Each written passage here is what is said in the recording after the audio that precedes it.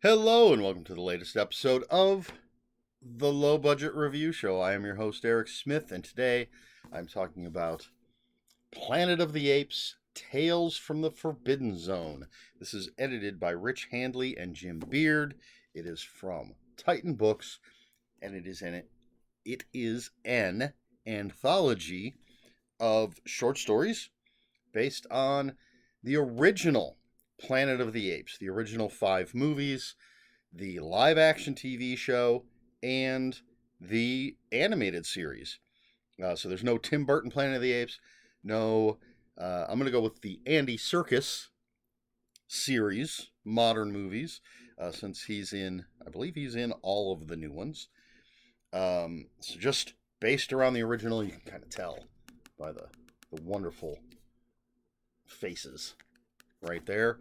And then you've got people like Dan Abnett, Kevin J. Anderson, Nancy Collins, Jonathan Mayberry, lots of authors, Will Murray, Dayton Ward. So that's what this book is.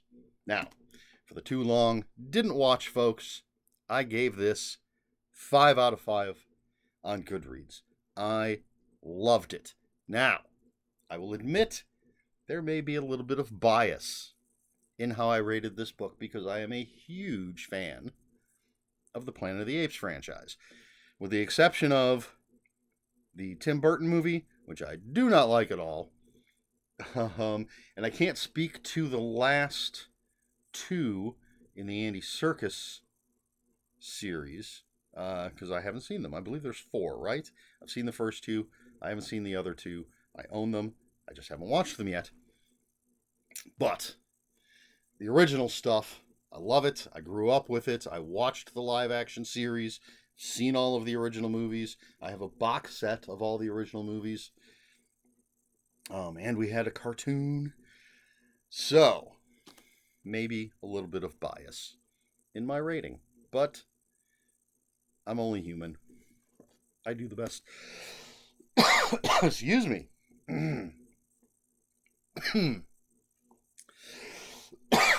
Something in my throat. I'm only human. I do the best I can. So, what we have here in this book, as I said, a bunch of short stories that span from the time from before the first movie to beyond the final movie and the series and everything in between, including some what if type of stories. Now, one of the best things about this book, in my opinion, is that before each story, we have a little, I don't know what you would call it, a little blurb, a little something that tells us, for the most part, there's a couple exceptions, but for the most part, tells us where this story takes place. So right off the bat, I'll just give you the first one. Dan Abnett's Unfired, set several decades before the events of the original Planet of the Apes film, delves deep into the radioactive ruins left behind by the great cataclysm of the 1990s to bring those who dwell among them up and into a new light. So, right off the bat, we know when this story is taking place. There's no guesswork. And again, so we have that before each story, and including some of them that will tell us this is a what if. What if Caesar, and I don't remember any of the specifics, so what if Caesar did this instead of this? What if, basically there's one where Taylor and Nova never end up in the underground and go on to live full lives. That's one of my favorites. The Pacing Place by Bob Mayer is a really very interesting, in my opinion, what if kind of story, because we see what would have happened had Taylor and Nova simply continued on their journey and, again, lived a long, full life and what happens there.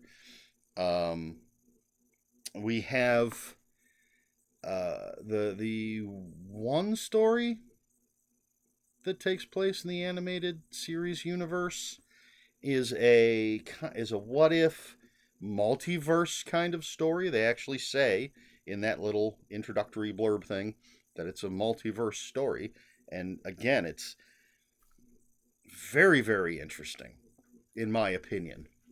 We have stories of uh, one of, let's see, Murderer's Row by John Jackson Miller. It takes place in the 70s during the time of, well, the third movie, which what a moron, can't remember the name of. Why can I not remember the name of the third one? We have Planet of the Apes, Beneath the Planet of the Apes, the third one, and then there's Battle and Conquest, or Conquest and Battle. What's the third one called? Anyway, it's when Cornelius and Zira have time traveled back to the 70s. I believe that's when it takes place. And it's about a producer who wants to make a variety show starring Cornelius and Zira. Basically, they would be the hosts of it and do the interstitial segments. But it's taking place during the events of that movie. And it actually talks about Murderer's Row, and they say that was originally a title for the Yankees lineup when Babe Ruth and Lou Gehrig were on the team.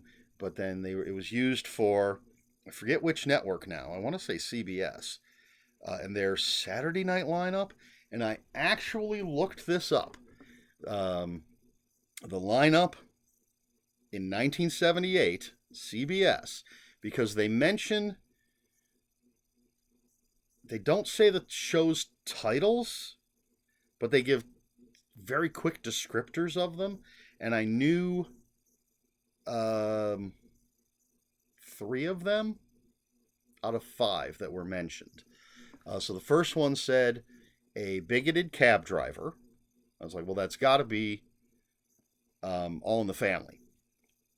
And just to double check, I looked up what Archie Bunker did for a living, and it said he was a foreman on a dock. But then I dug a little deeper, and it said he supplemented his income by driving a cab at night. So All in the Family.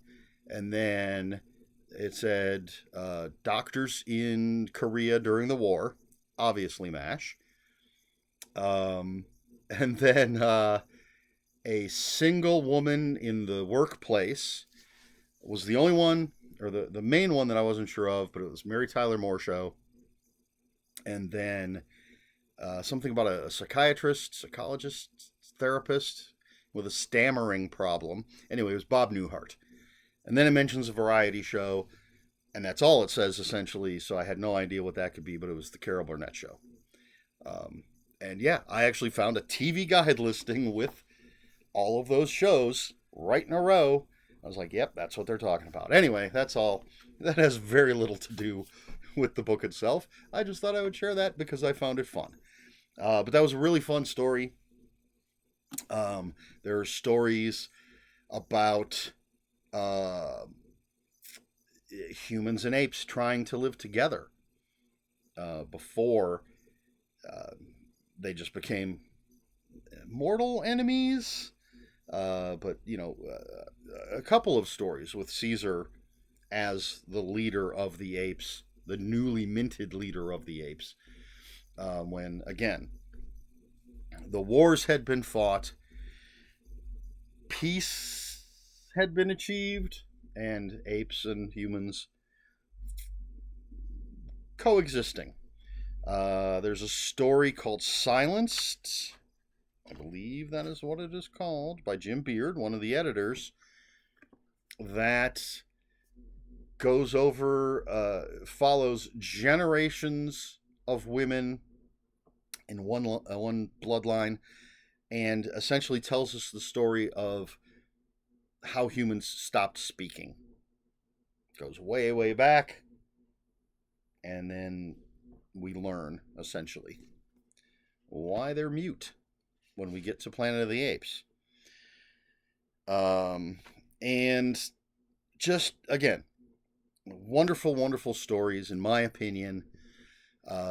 Some better than others, but I don't think there's a single bad one in the book. And they, I mean, Planet of the Apes has always been, what is allegory the right word? Never sure. But it's always been, I think, an allegory for certain things. You have essentially slavery, you have the ruling class, you have division amongst the apes themselves, and while I don't think any of these stories hit you over the head with it, that is all there, and especially in this modern day and age, excuse me, it was very easy to see the reflections of the world we live in. And you've got, we get to see when humans were dominant and how they treated the apes after the pets had died, and apes became essentially slaves. And then we see the tables turned, and so we see humans as the villains and apes as the victims. We see apes, not all apes, but apes as the villains and humans as the victims. But we also see those things. Some apes, not all apes are the villains, not all humans are the villains. There are those who continually strive to live in peace. And we also see the government. I mean, this is rife for conspiracy theorists, because we have that sort of shadow government amongst the apes that knows the true history of the planet and will kill to keep it a secret. They will not allow the ape citizenry to know the truth. And they believe it's for the greater good. They're not just doing it to maintain power, although some of them might be. But they truly believe it's for the greater good of ape kind, and that some sacrifices have to be made. So yes, this runs the gamut of different types of stories, different eras within, again, the original 5 films, live-action TV show, and animated series. And if you're a Planet of the Apes fan, I think you're going to love this. I was thinking about fandoms, and that fans of properties or whatever it happens to be can kind of go in a couple different directions. And, there's, as a big fan of the franchise, I could simply be happy that I have new Planet of the Apes material to read.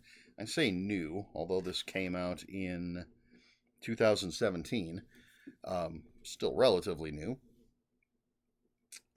Could be happy. I did already say I have a bias towards this material. So please take that into account when listening to this review. But then you have the fans, and unfortunately, especially in this day and age, they are very loud and very toxic in some cases, who believe that they know the material better than anybody else, and they simply want exactly what they think it should be. And so I could have possibly, if I were one of those people, could have come at this like, that's not my Planet of the Apes. They're changing things. I don't believe that's how those characters would act. This book is a piece of crap. I'd like to think I've never been that kind of fan. There are versions of things that I like better than other versions of things. I have yet to see, this is going to go way out there, I have yet to see a version of Iron Man's armor that I like more than the one from the 70s and 80s, the truly classic armor in my opinion. But I understand. The character grows, the armor changes, and as with most everything, it comes down to the writing. But